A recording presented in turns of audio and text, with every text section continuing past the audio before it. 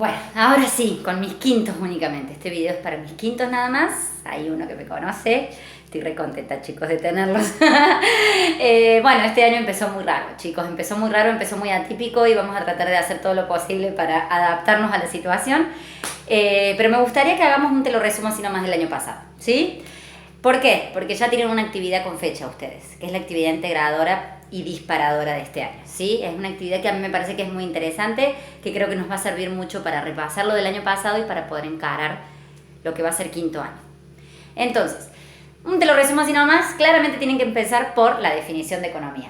El año pasado vimos varias definiciones de economía, pero vimos que la corriente principal tiene una definición muy específica, que es que la economía, ¿se acuerdan? Es una ciencia social que estudia la asignación de recursos escasos para producir bienes y servicios que también van a ser escasos, para satisfacer necesidades humanas que son ilimitadas. Y entonces ahí vamos a tener un problema de escasez entre la cantidad de bienes que hay y las necesidades humanas que hay. De esa definición se desprenden casi todas las categorías de la economía. ¿Se acuerdan que el año pasado habíamos visto que la economía utiliza una metodología muy particular a la hora de analizar la realidad que observa y los hechos económicos que observa? Esta metodología es algo bastante simple, son modelos que simplifican la realidad. Es decir, que la economía trabaja con categorías que son simplificaciones de la realidad, pero que no explican la realidad en sí misma. ¿Por qué hace esto la economía? Hay un sinfín de razones por las cuales la economía en su corriente principal tiene ese método para hacer teorías y leyes. Aún así, uno de entrada ya puede decir que hay una razón en particular por la cual los economistas han tomado la decisión de hacer leyes, enunciados y teorías a través de la simplificación de la realidad. Y eso es porque no podemos hacer estudios de laboratorio con seres humanos. ¿Qué quiere decir esto? Nosotros no tenemos la oportunidad que tienen las ciencias naturales y las exactas de aislar su objeto de estudio. Y como no podemos aislar el objeto de estudio, entonces lo que tratamos de hacer es de simplificar la realidad que observamos.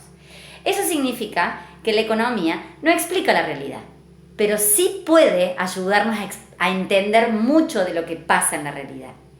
¿Qué quiere decir esto? El método de la economía no será el más adecuado para las ciencias sociales, de hecho la economía es de las ciencias sociales una de las disciplinas, la única disciplina bastarda que está casi considerada por fuera de las ciencias sociales, pero que aún así lo es porque estudia hechos sociales, estudia la relación entre los seres humanos en el intercambio de cuestiones meramente económicas que tienen que ver con la producción de bienes y servicios y la satisfacción de necesidades y cómo se logra congeniar todo eso a través de una categoría muy importante que es el mercado. Cuando vimos esto el año pasado, de ahí, de esa definición, se desprendieron todas las categorías que nosotros fuimos estudiando. Primero estudiamos cómo define la economía las necesidades y cómo las clasifica. Cómo define la economía los bienes y servicios y cómo los clasifica.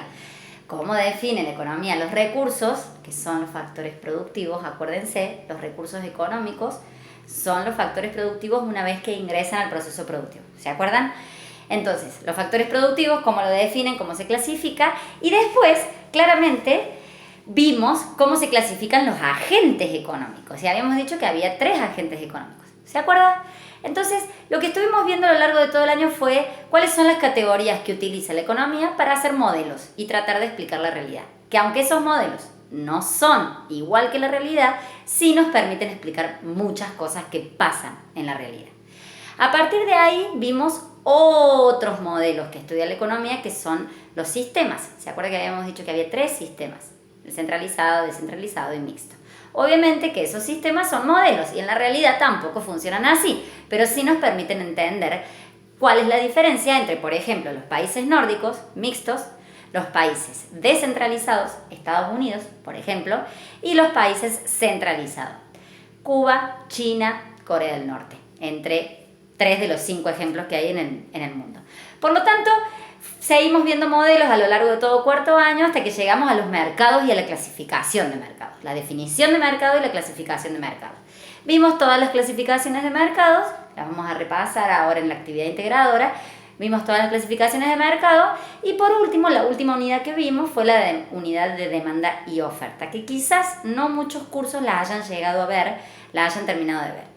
De hecho, mi curso no la vimos. Entonces, lo que yo tengo planeado es hacer un video para explicar esa unidad de demanda y oferta, porque la primera unidad de este año está completamente relacionada con esa unidad, ya que lo que vamos a ver es no solo cómo se integran la demanda y la oferta en el mercado, sino cuándo cambian y cuándo se pueden modificar y cómo se determinan los precios en los mercados.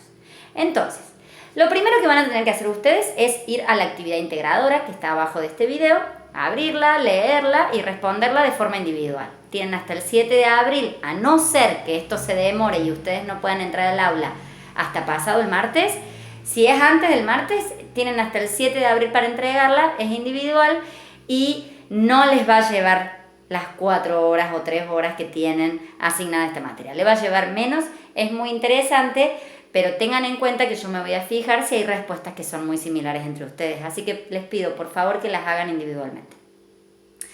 Entonces, después que ustedes entreguen eso, vamos a empezar con el tema oferta, demanda y desplazamientos de curvas dentro del mercado. Después de que terminemos de ver ese tema, vamos a entrar de lleno en las dimensiones de la economía. La microeconomía y la macroeconomía. Dos dimensiones muy importantes de análisis de la economía, de donde surgen muchas teorías y muchas leyes, es decir, modelos que después se teorizan y se hacen leyes. Entonces, por ahora nos quedamos ahí. Este fue un resumen muy rápido de lo que vimos el año pasado. Lo más importante que quiero que entiendan es que no hay una sola definición de economía, pero para poder entender la economía hoy, cómo se aplica, cómo se estudia y cómo se ve en el mundo y cómo se hace política económica, tenemos que sí o sí entender primero la corriente principal y después la podemos criticar desde otros lugares, ¿sí? Así que los invito a hacer esta nueva actividad y cualquier duda me pueden escribir por la mensajería. Y por favor, cuando tengan los trabajos, fíjense en avisos cómo tienen que decir el nombre del archivo y en qué formato tiene que estar el archivo para enviármelo, ¿sí? Cualquier duda, en serio, escríbanme. Les mando un beso y nos estamos viendo por estos videitos.